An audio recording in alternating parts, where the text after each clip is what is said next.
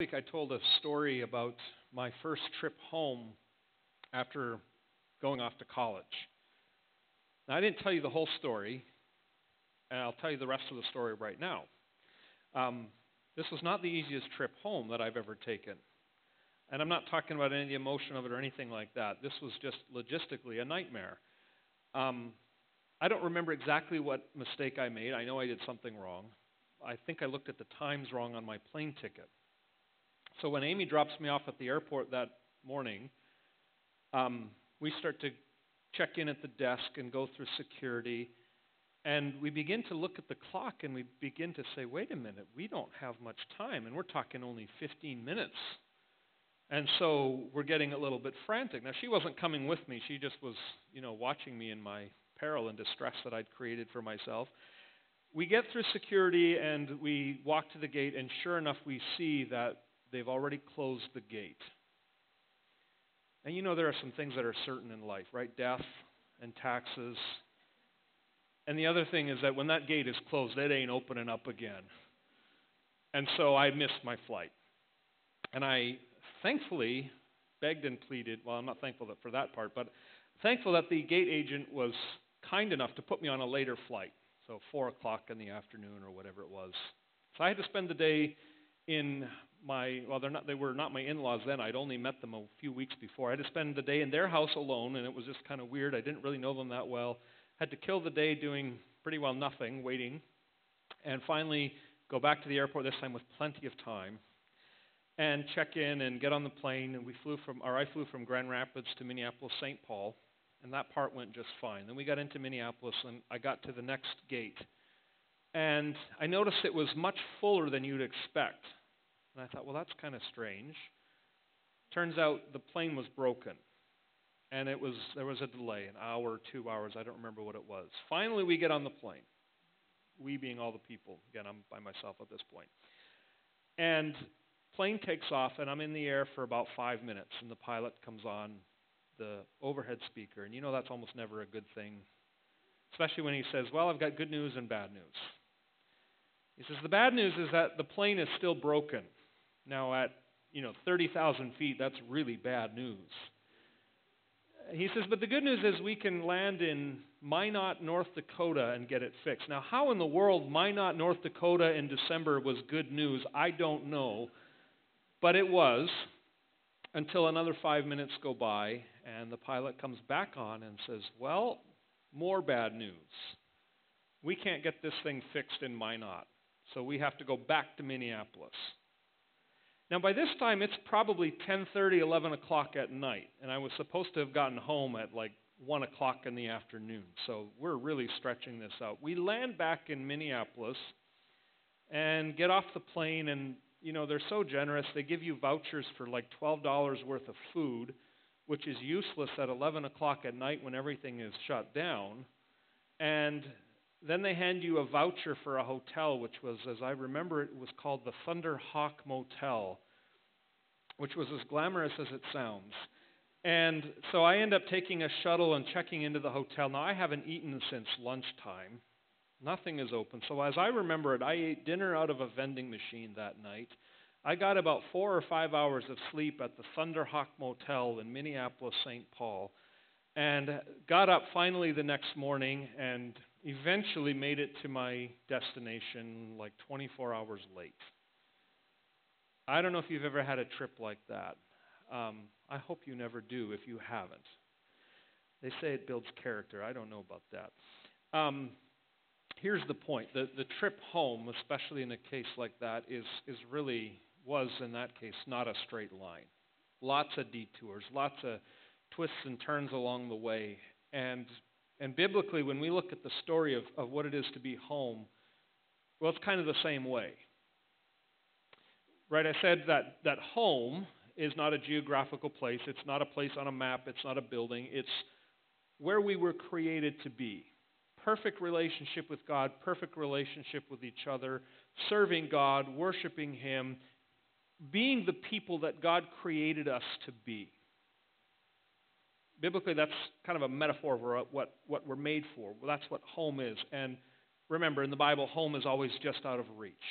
We get close, but it's always just over the horizon.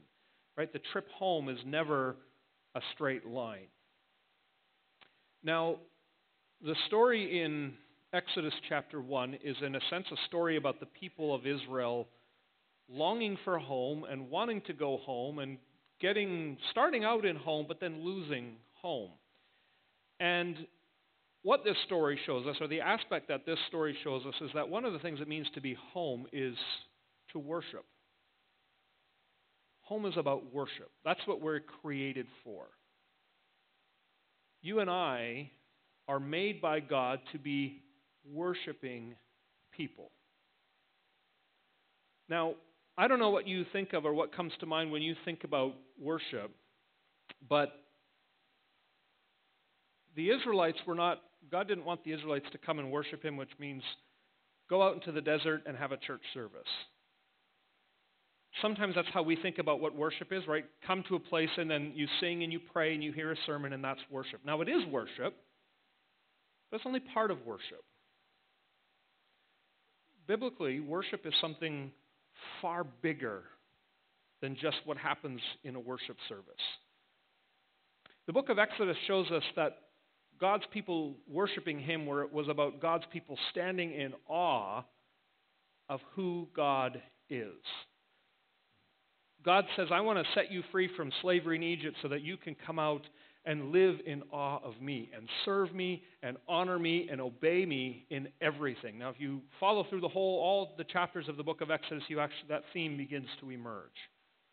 God calling His people and equipping them and preparing them to worship. And again, worship is not just the songs we sing or the prayers of the sermon or anything like that, though that's part of it. You and I are meant to have our hearts and minds captured by the grandeur of God. We are meant to be in awe of something. And of course, that something is God, but if God isn't there, if our hearts and our minds and our will and our imagination are not captured by the greatness and the glory and the grandeur of God, then something will fill that vacuum. To put it a little bit differently, we are all made to worship. And if we don't stand in awe of God, if we don't worship God, we will worship something else. Something will have that place of supreme value in our life. Something will hold that place of highest honor in our hearts. Something will be of ultimate meaning to us in our minds. We will look to something to give us purpose and fulfillment. And whatever it is that we put in the center of our hearts and minds and in our lives, whatever it is that occupies that throne of our heart, will govern every aspect of our life. If money is of supreme importance to you, if money matters to you more than anything else, then every decision that you make, every way that you plan your schedule and set out your life, you'll be doing it thinking about how will this impact me financially? How will this be profit or loss to me? If power is of such importance and value to you that you want that more than anything else, then you will trample on people, you will betray them if it means that you have more power. If pleasure is most important to you, then you will set everything aside to pursue that goal. And you can go on down the list. If God is not the object of worship, if God is not of supreme importance in our heart and in our life, then something else will take that place.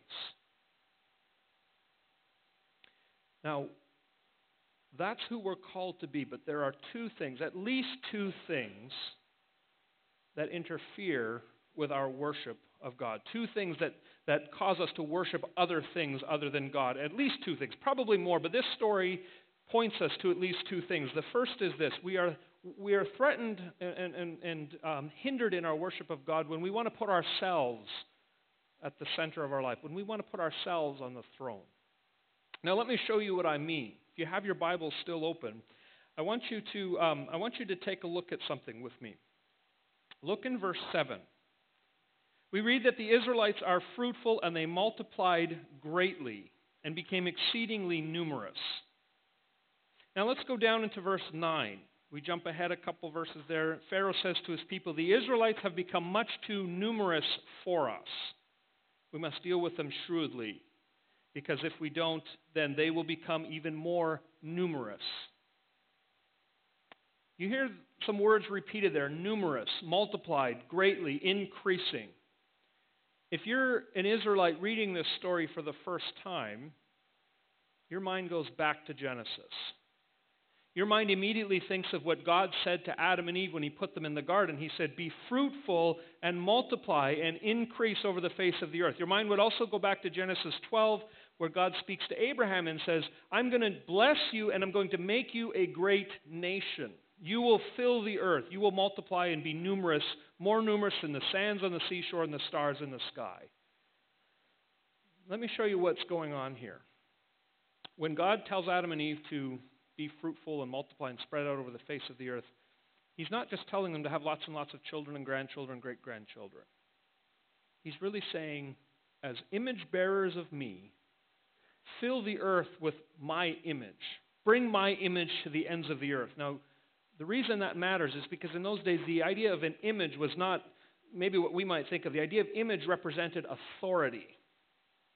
And so what God was saying to His people is, I want you to take my authority and I want you to extend it over the face of the whole earth. I want you to exercise dominion over all the earth in my name. We talked about that some last week. So what's happening here is the Israelites are doing exactly what God intended them to do. They are filling the earth with God's image, with His authority. Now maybe subconsciously Pharaoh recognizes that. On the surface, what he sees is he sees a nation that's growing. And he interprets that as a threat to his kingdom. He sees that his kingdom is a rival to the Israelite kingdom, or maybe vice versa. God's people is a threat to Pharaoh's authority, to Pharaoh's power. And you see what happens? Pharaoh becomes a slave to his own fear, his own anxiety. If you look at this story, who's the first real slave? It's not the Israelites, it's Pharaoh. Because Pharaoh is so afraid of this growing kingdom, of this growing authority, this growing threat to his kingdom, that he becomes obsessed over stopping it. He'll stop at nothing to remain the ultimate and supreme authority. And if you trace that theme through the rest of the book of Exodus, you'll see that develop. One of the questions in Exodus is, who is really the king? Pharaoh, the Egyptian gods, or the one true God? So here's the first principle. Here's the first word for us today. If you try to be God, if you try to replace God, you become enslaved to your own fears, to your own insecurities. That's what's happening with Pharaoh. Pharaoh wants to be God, and he realizes that he can't, and so he's fighting hard to keep that control. Listen, you and I, we all have plans and visions and goals and objectives for our own life. We have our own life mapped out the way that we'd like to see it unfold. We want to get into graduate school. We want to get into the college of our choice. We want to get a job at a certain age. We want to get married. We want to have children. We want our lives to go just according to plan. And as long as things go that way, as long as our plans unfold the way we want, we're just fine. But have you ever had plans fall apart on you? Have you ever had things happen that you didn't expect? Have you ever had your life fall to pieces because of things way beyond your control? There's that sense of fear. What if? What if I don't get into the program? What if I don't succeed? What if the business fails? What if I'm downsized? Right? That's that. If you become captive to that, it will drive you anxious, worried, afraid. Because ultimately, at the root of it, we want to be in charge. If we want to be God instead of worship the one true God, you'll be enslaved to that fear, to that anxiety, to that insecurity. Now, that's maybe a minor point, a minor example, but that will interfere with worshiping the one true God, is when we try to play God. The other example in this story is the more obvious one. Look in verses 11 through 14. And what do you see happening here? Pharaoh puts the Israelites to work, but he makes their work oppressive. They're building store cities. They're multiplying. We're told a number of times in that paragraph that the Egyptians are oppressing the Israelites. They're making them work incredibly hard. Now, there's nothing wrong with hard work, but what's going on, obviously, is that the hard work has become slavery. Now, here's the thing that I think is interesting here. One of the words that's used there, the word for work, is the same word used in Genesis chapter 1 and 2 when God puts Adam and Eve to work. God gives Adam and Eve a calling. Their calling was to take that raw material of creation, to take the potential of it, to draw it out, to cultivate the world, and to develop it so that the world would meet its potential. But now Pharaoh takes that and he turns that calling into slavery. He makes the calling into something oppressive. See, the service that Adam and Eve were called to offer to God has become slavery. And when our calling becomes our master, then service becomes slavery. Let me say that one more time. That's worth remembering. When our calling becomes our master, then service becomes slavery. Some of you right now, you're students. High school, middle school, college. That's the calling that God has on your life right now. That's where God has placed you. That's how God has gifted you. That's what God wants from you for right now. That's how you're called to serve Him. But what happens when you become so obsessed over getting the 4.0, making the dean's list, getting into that college of your hopes and dreams? What happens when that becomes the driving force? Well, a lot of things could happen. You could be driven to be dishonest. You could be driven to despair when you fail the test or when you are turned down for the program that you're hoping to get into. You could be so obsessed with grades that you become anxious and you lash out at all kinds of other people because your calling has become your master. And so service becomes slavery. For some of you, it's parenting. God has called you and He's equipped you to be a parent. You've got children that He's called you to raise and to teach and to instruct. That's a calling from God. That's something that God intends you to do, to serve Him. But what happens when parenting becomes the ultimate thing in your life, the thing that's more precious than anything else? Then it becomes slavery. You rule over your kids with such pressure. You put demands on them that they can't possibly meet. You become controlling and manipulative. See, the calling becomes slavery, and so the calling becomes a master, and so the service becomes slavery. You could do the same thing. You could fill in the blank, whether it's your job, whether it's your career, whether it's an ideology, whatever it is that God has called you to do. When that calling becomes a master, then it's no longer service. You're no longer serving God. You've become a slave. So, when the calling becomes a master, a service becomes slavery, the question then is, what's the answer to this? What are we called to do instead? I want to show you in this story, we are introduced to two women, Shiphrah and Puah. They're named. Did you catch that? No one else is named in this story. Now, I'll tell you why that's significant. Women in those days didn't have the same social standing. They were lower down on the social ladder.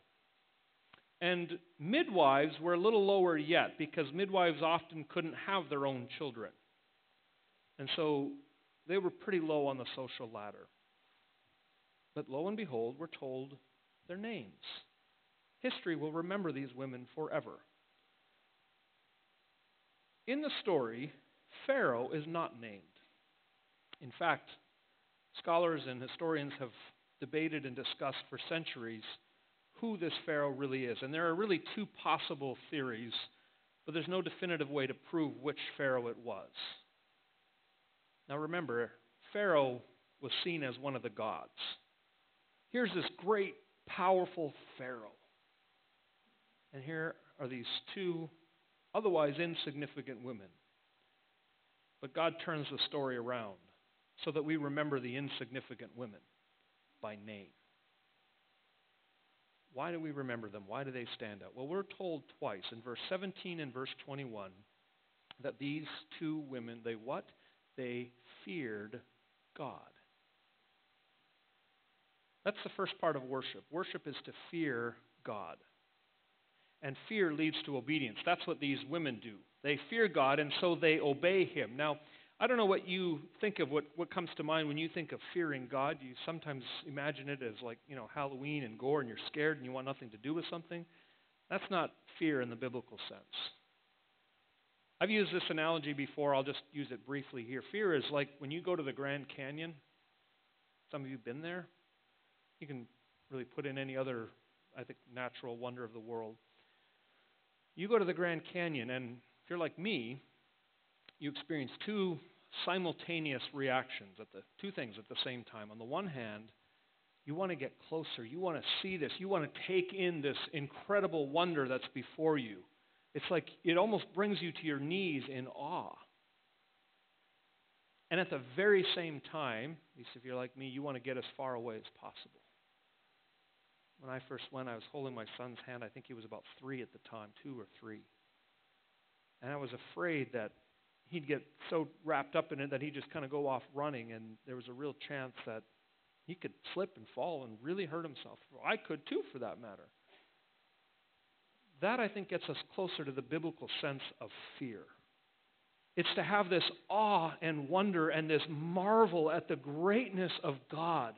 It's to be so captured by His power, His holiness, His righteousness, His majesty, and at the same time it's to have this sense that we are inadequate, that we are fallen people, that we are not worthy of this great and glorious God. Now, we don't live in fear of much these days. In fact, we don't live in awe of much these days. We are a generation that has been entertained to the point of boredom. And I think we sometimes see God the same way. God is this being up there in the sky who's kind of friendly, but not all that impressive. He's there if you need Him. He's there to answer some prayers. But He's just kind of a blasé, unimpressive God. And a God like that will never change your life.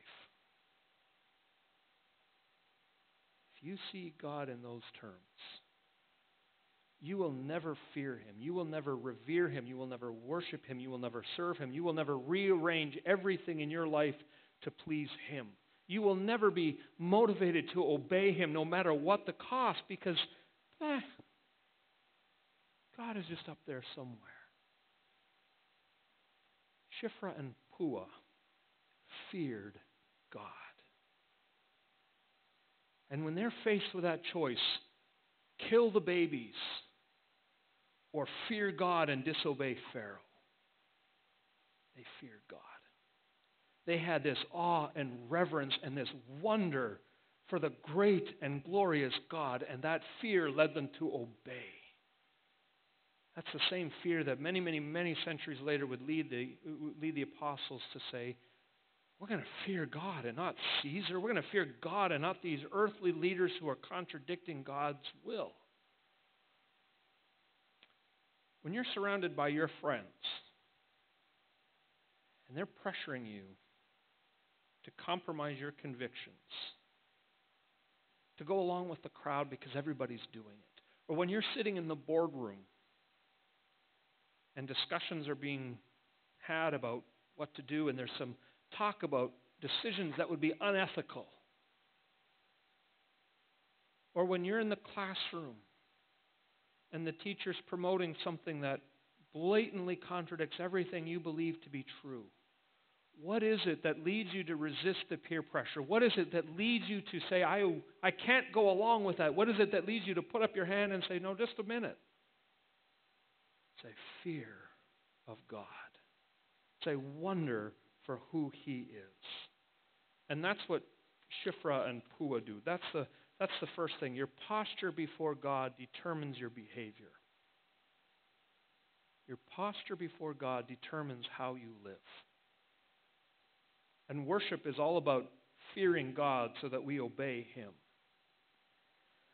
Now, the second part of worship in this story is trust. Now, I want to show you verses 6 and 7. Take a look with me at those verses. Joseph and all his brothers in that generation died. Now, you have to understand, God put Joseph there in Egypt. And for a long time, in fact, we're talking centuries, the Israelites there are in a region in Egypt called Goshen. And life is actually pretty good. They're allowed to flourish. They're allowed to grow. They're allowed to experience the goodness of the land. If you were an Israelite, you must be thinking life is pretty good. In fact, if you're an Israelite, you read, again, verses, I mentioned this earlier. The Israelites were fruitful, they multiplied, they became exceedingly numerous. Those are all words taken right from Genesis 12 and 15 and 17, where God promised Abram, I will make you into a great nation, and all the nations of the world will be blessed through you. And the Israelites must have sat around at night and talked about how God had blessed them, and now they can be a blessing to the Egyptians. And they were. As long as the Israelites were there, they were a blessing to the Egyptians. God used Joseph to rescue the Egyptians from famine. God was blessing the people of Egypt for the sake of the Israelites. The people must have said, God's promises are coming true. And then verse 8. A Pharaoh rose up to power who knew not Joseph. And in the time that it takes for a new Pharaoh to come to power, everything changed. Everything changed. Now the very set of circumstances that made the blessing seem so evident, now it seemed like a curse. Because now here they are, and Pharaoh's out to destroy them. He's trying to kill their babies. And the people of Israel, now they must have sat around and they must have wondered, what happened? Where is God? How could God let this happen? We were supposed to be a blessing. We were, and now that blessing has boomeranged back on them, and now it's a curse. We talked about this a few minutes ago. We touched on it. Your life isn't going to go the way you plan. I don't know why the tests sometimes come back positive. Or why the downsizing means that you won't have a job in 6 weeks. Or why the relationship had to end. I don't know why life always goes the way it does. And you've been there. Sometimes you've wondered. You've sat there in the midst of the deepest possible pain and anguish. And you've wondered, why is God letting this happen? Where is God? And what's the answer? Worship is about trusting God even in the darkest circumstances. It's trusting God no matter what happens in our lives. It's saying, I don't know how this is going to turn out. I don't know what's happening, but God is in control. And though my flesh may fail, God is yet good. Now, Shiphrah and Puah, again, to go back to the named women in this story, I'm sure they asked that question a lot. I'm sure they wondered. I'm sure their hearts broke as they heard what Pharaoh wanted them to do, and yet they obey. We're not told, but I wonder maybe if they talked to each other and they said, we have to obey God. And maybe if we obey, then things will work out okay. If we obey, then maybe Pharaoh will relent. Maybe this is a test that God is giving us. And so they pass the test. They obey God. And maybe they thought to themselves that life would settle down now. Pharaoh would back off. I love how, by the way, did you notice that how Pharaoh asks the question and you notice how cheeky they are about it? You know, Pharaoh calls the women into his office and says, now, why are you not doing what I told you? And Shiphrah and Puah say with a straight face, well, you know, us Israelite women, we're a little tougher than you Egyptian women. You know, Egyptian women, you're kind of wimpy. That's the meaning of it. It's sort of a way of saying we're stronger than you. And what does Pharaoh do?